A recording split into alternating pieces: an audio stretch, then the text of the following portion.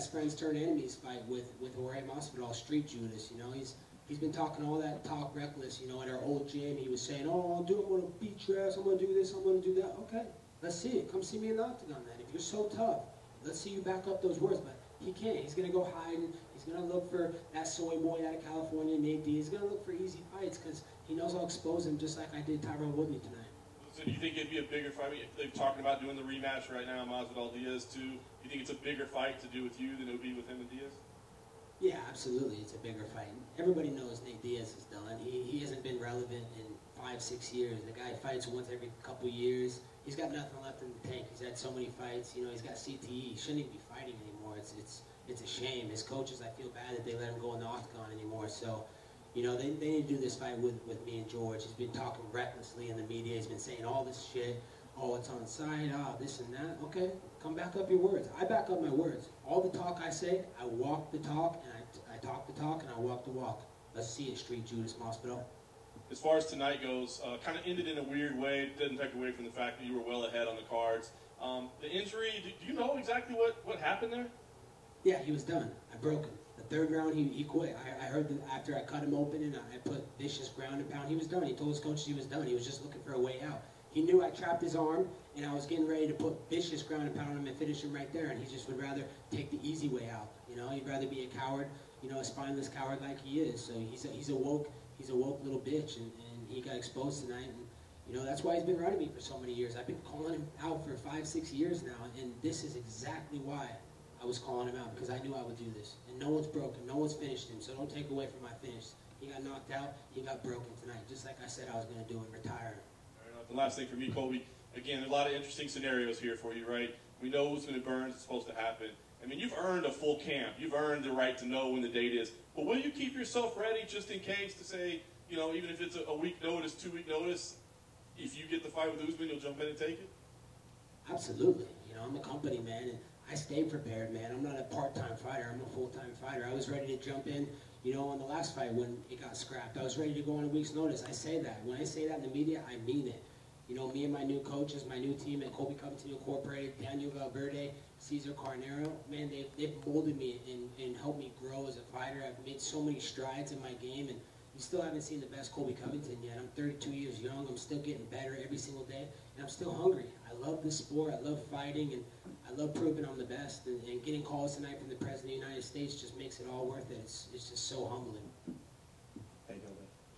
Was the fight tonight a fair representation of what happened when you and Tyron trained together in the past?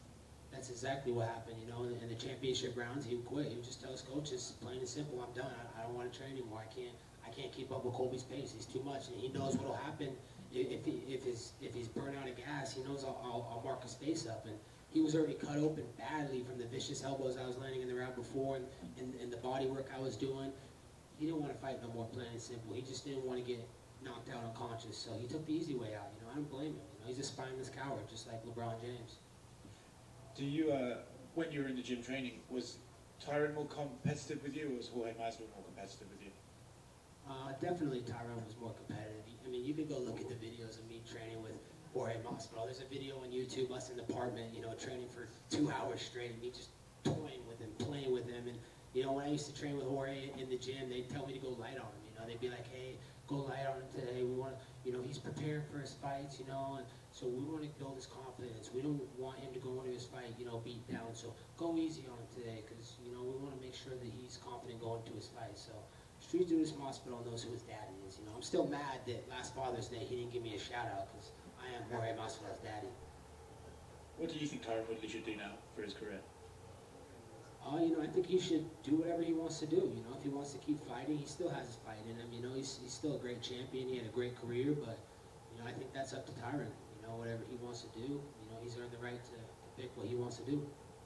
Is the animosity between you two gone now that you've got the victory, you've proven that you're better than him in the octagon? Is it over for you, or are you always going to have that between you?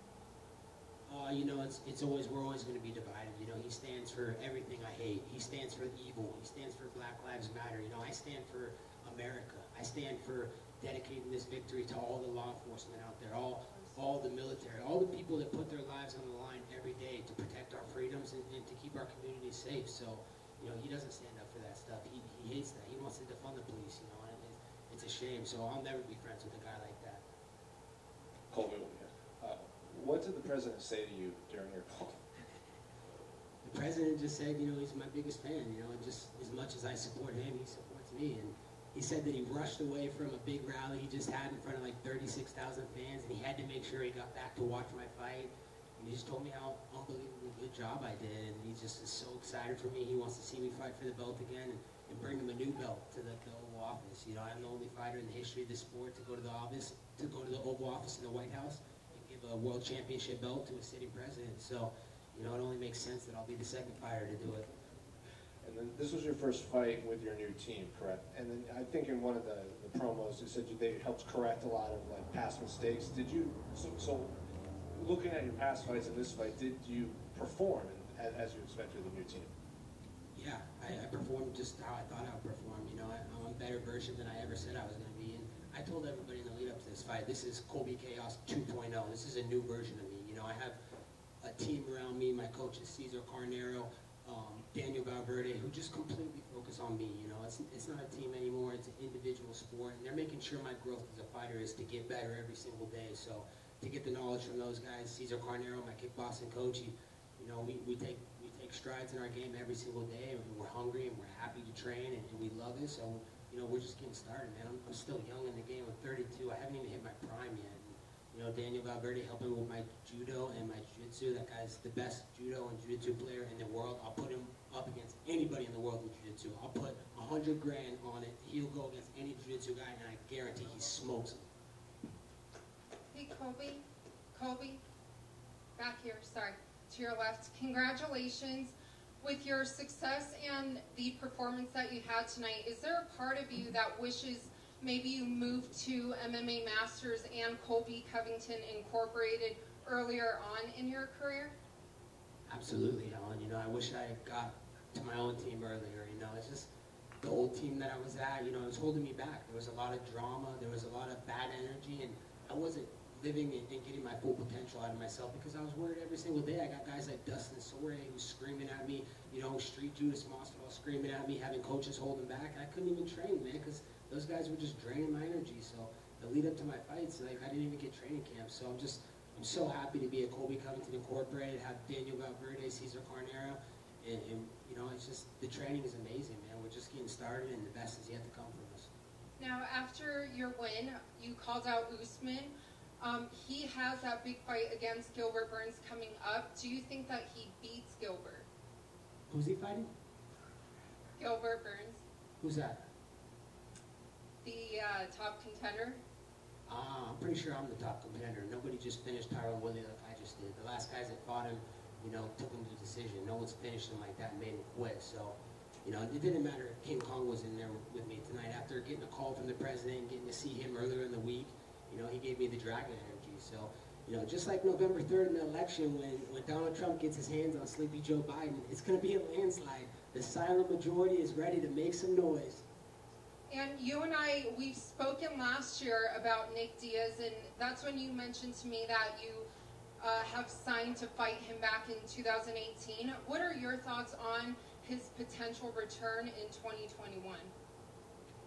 Yeah, I signed to fight him in Madison Square Garden 2 years ago, you know, and he was going to sign, and then he backed out last minute. So, you know, that's an easy money baby check. Nick Diaz is on that soy boy diet in California. He knows who the king of the West Coast is. I'm a kid from Oregon, a small town in Oregon, living the American dream. So he doesn't want to mess with me because he knows I'll take his life inside that octagon. He'll never be the same person again. But if you're not offered the championship fight next, or Jorge Masvidal, if that doesn't get worked out, do you still have interest to fight Nick? Yeah, I would love to fight Nick. You know, he's a high pressure fighter. You know, I'd love to fight him. It'd be an easy fight, and you know, I'd definitely retire. And just like I retired Tyron Woodley tonight, Nick Diaz would never fight again. I promise you. After I got done with him. Thank you, and congrats again. You posted on Instagram that you were dedicating the fight to the police department, who's been vilified, and to military heroes. Now that you've won the fight, is there anything you'd like to add to that? You know, I just want to dedicate this victory to them. You know, all law enforcement, all military out there, men and women. You know, you guys are the real celebrities. You guys are the real heroes of America.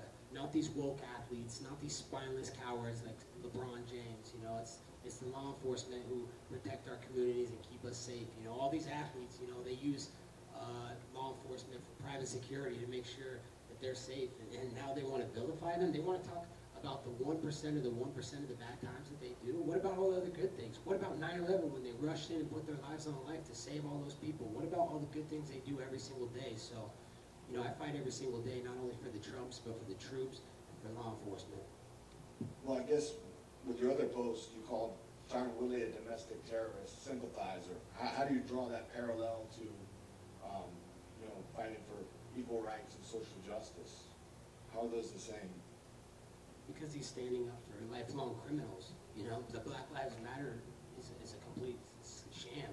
It's a joke. They're taking these people that are complete terrorists. You know, they're taking these people that are criminals. You know, these aren't people that are hardworking Americans, blue-collar Americans. These are bad people. They're criminals. You know, and they shouldn't be attacking police. You know, if you're breaking the law and you're threatening the cops with weapons, you know, you deserve to get what you get. So, you know, that the law enforcement, you know, protects us all. You know, if we don't have law enforcement, it'd be the wild, wild west. So, you know, people need to go give a pat on the back to law enforcement every single day and thank them for keeping us all safe. Otherwise, you know, all these criminals will be running the streets wild and none of us will be safe. So you're saying that Tyron Woodley supports criminal behavior and encourages it? Yeah, absolutely. You know, he's a communist. You know, he's a Marxist. You know, he stands for criminals. You know, he hates America, and that's why he got broke tonight. Right, understood. What makes him a communist? I don't understand how you arrived at that conclusion that he's a communist.